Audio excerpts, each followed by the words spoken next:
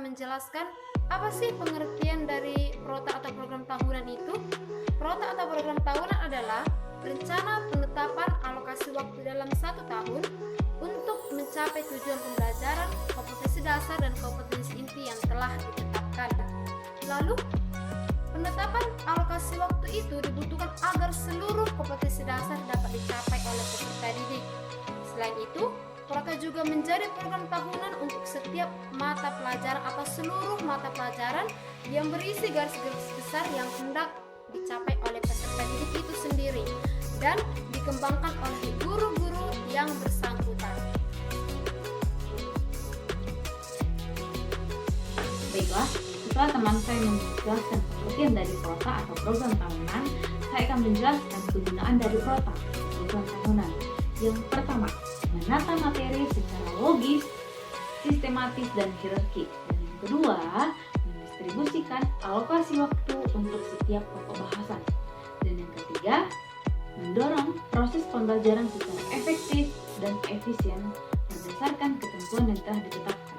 Dan yang keempat, memudahkan guru untuk mengetahui target kurikulum per pokok bahasan. Nah, demikianlah manfaat yang bisa kami sampaikan, dan teman-teman kami juga akan menyampaikan bagaimana langkah-langkah penyusunan PROTA. 3. Bagaimana langkah-langkah cara membuat program tahunan? 1. Lihat berapa jam alokasi waktu untuk setiap pelajaran dalam seminggu. Struktur kurikulum seperti yang telah ditetapkan oleh pemerintah. Analisis beberapa minggu efektif dalam 1 semester. Lalu yang kedua, melalui analisis, kita dapat menentukan beberapa waktu yang tersedia untuk pelaksanaan proses pembelajaran selama 1 tahun. Sumber-sumber yang dapat dijadikan bahan pengajaran untuk program tahunan antara lain yaitu 1. Struktur kompetensi sebagai konsus. Lalu yang kedua, skop dan sekuensi. Skop adalah ruang lingkup bahasan-bahasan kelulusan setiap pokok dan subpokok bahasan.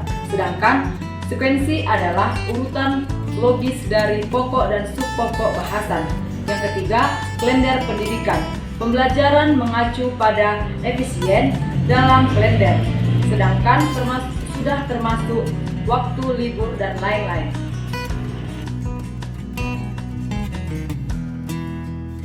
Ada dalam membuat penyusunan PROTA.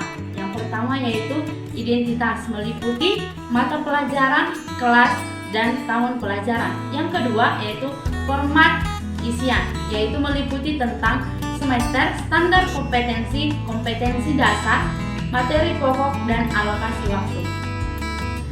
Format PROTA. Yang pertama yaitu satuan pendidikan. Satuan pendidikan adalah sekelompok layanan pendidikan yang menyelenggarakan pendidikan pada jalur formal, non-formal pada setiap jenjang atau jenis pendidikan. Yang kedua yaitu mata pelajaran. Mata pelajaran adalah sesuatu yang diajarkan untuk sekolah dasar atau sekolah lanjutan. Yang ketiga yaitu kelas. Kelas adalah sekelompok murid yang menghadapi pelajaran tertentu di sekolah, baik di dalam lembaga pendidikan. Kelas adalah sarana atau tempat kita di mana kita akan menempuh pelajaran tersebut. Yang keempat yaitu tahun pelajaran. Tahun pelajaran yaitu tingkatan masa belajar siswa. Yang kelima yaitu semester. Keenam, standar kompetensi.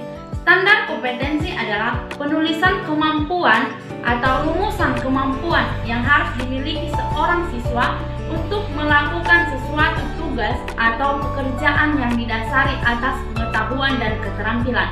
Yang keenam, kompetensi dasar. Kompetensi dasar yaitu sejumlah kemampuan yang harus dikuasai atau dimiliki peserta didik di dalam mata pelajaran sebagai rujukan penyusunan indikator. Yang selanjutnya yaitu materi pokok dan alokasi waktu.